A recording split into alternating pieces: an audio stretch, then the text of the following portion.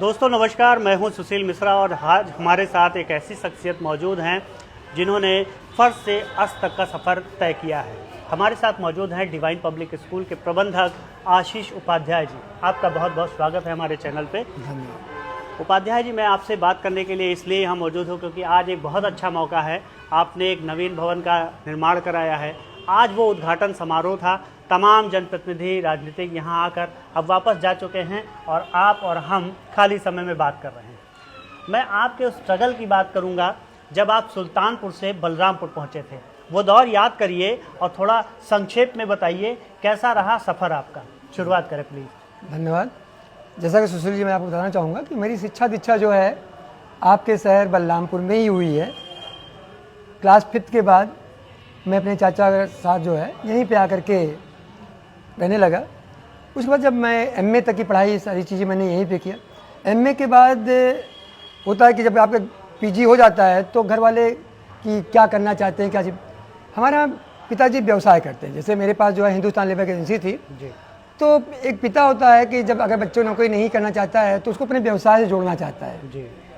तो जब भी मैं करता था जो है तो वो लोग हमें अपने उसी व्यवसाय में शामिल करना चाहते थे जो है।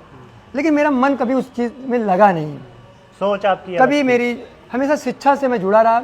जब मैं पढ़ाई भी करता था तभी मुझे ये था कि मैं अपनी शिक्षा पे काम करूँगा जो है। एक दिन ऐसा इत्तेफाक आया कि घर वाले जब मजबूर किए कि नहीं, आपको अब व्यवसाय बहुत बड़ा डेवलप है, इसको खाली संभालना है, तो मैं घर छोड़ के ही भाग गया। मैं घर छोड़ के जो है कुछ ऐड वगैरह देखा था कि लखनऊ में कोई नौकरी वगैरह, लेकिन वो ऐड एक फ्रॉड था। गया तो मैं अब वापस तो आया नहीं, क्योंकि मेरी रुचि शिक्षा में थी।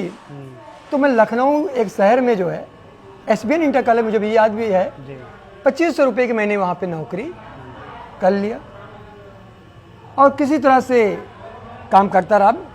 और जब मैंने वहाँ नौकरी भी ज्वाइन की तो मैंने प्रबंधक जी से इतना कहा था कि साहब तनख्वाह नहीं चाहिए, आप हमारा खाली शिक्षा देख लीजिए, मुझे लगता है कि आप पढ़ाना, हाँ, हमारा काम देखिए, आप मेरी शिक्षा देखिए, जो फिर आप जो भी तय करना चाहते, क्योंकि वहाँ पे पोस्ट खाली नहीं थी। सैलरी मांगता तो शायद मुझे रखा ना जाता जो है। तो इस प्रकार से करने के बाद मैं 6 महीने तक वहाँ पढ़ाता रहा और 6 महीने में मैंने वहाँ प्रबंधक से लेकर सबको अपना कायल बना लिया। क्या बात है ना। मुझे एक अच्छी सैलरी भी ऑफ़र की गई, सब कुछ भी ऑफ़र किया गया, लेकिन पता नहीं बलरामपुर में क्या लगाव था। 6 महीने वहाँ नौकरी करने के बाद मेरे दिमाग में आया कि हम बलरामपुर वापस जाएंगे। आने के बाद यहाँ पे सबसे पहले एक ऑक्सफोर्ड नाम की कोचिंग आपके MLK कॉलेज के सामने उस गेट पे जो है मैंने एक छोटे से कमरे से स्टार्ट किया।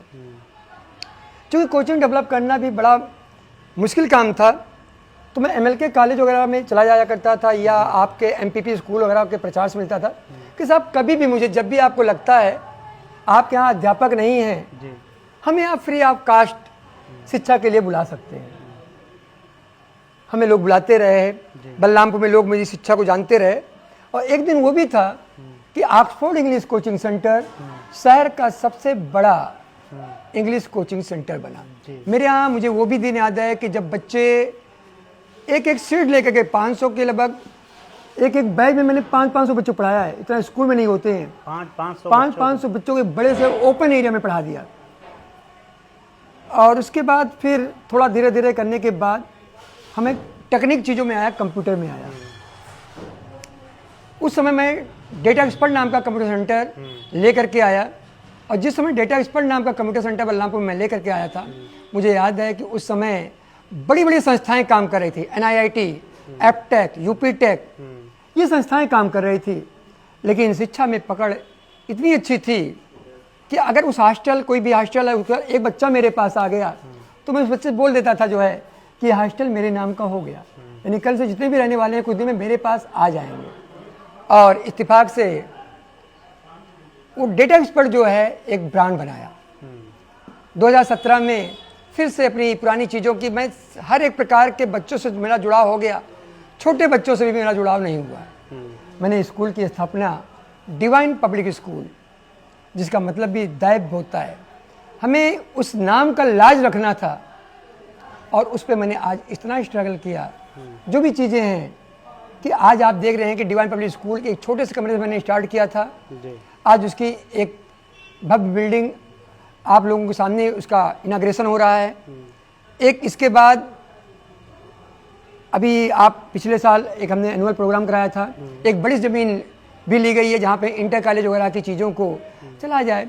तो मेरा एक संक्षेप में कहने का मतलब ये है कि हमने जीवन में संघर्ष बहुत किया है और किसी भी काम को करने में छोटा या बड़ा, कुछ समय तो मेरे पास पैसे भी नहीं हुआ करते थे तो मैं पोल पे खुद ही पोस्टर लगाने के लिए चढ़ जाता था कि अगर आप मजदूर मर जाएगा तो इसको हर्जाना कहाँ दूंगा जो है।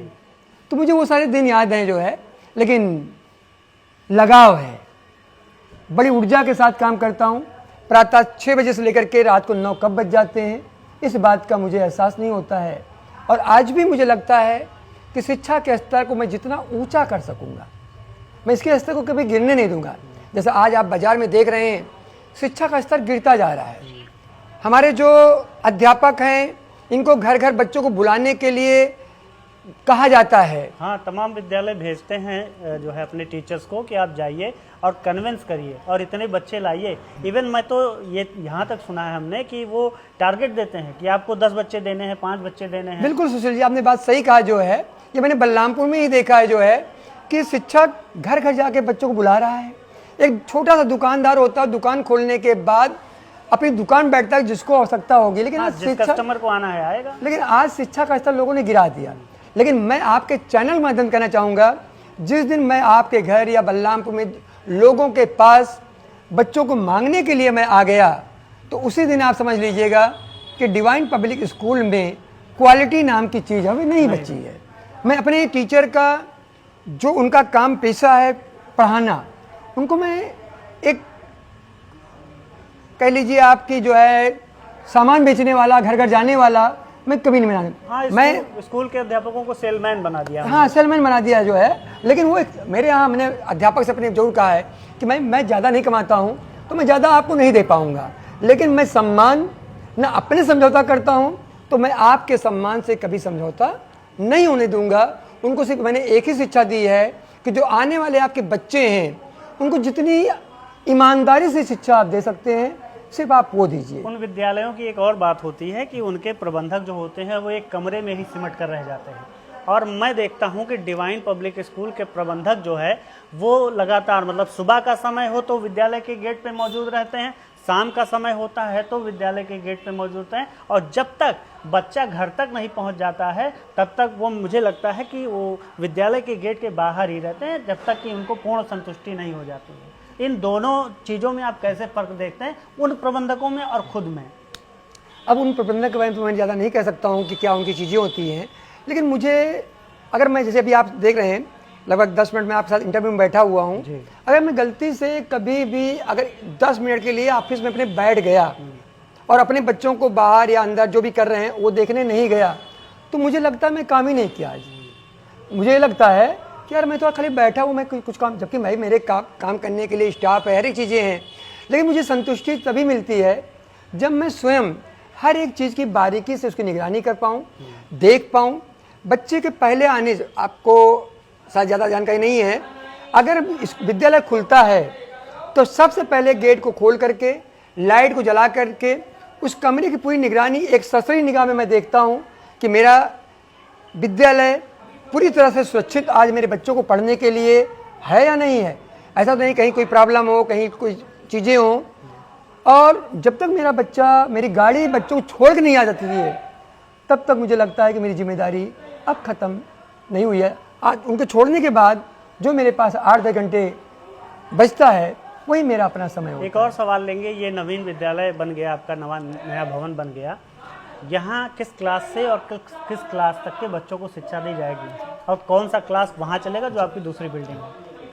सुशील जी, मैं बताना चाहूँगा आपको, इस विद्यालय का निर्माण करने से पहले हमारा जो पुराना विद्यालय है पहले मैंने उसका अच्छा किया है जी।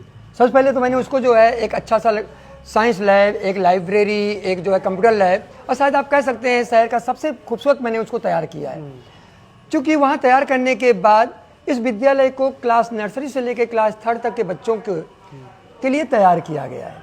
और ये अत्याधुनिक सुविधाओं से लैस, सुविधाएं कह लीजिए या बच्चों के टेक्निकल पढ़ाई को आप कह लीजिए, जो है इन चीज़ों को हमने किया है।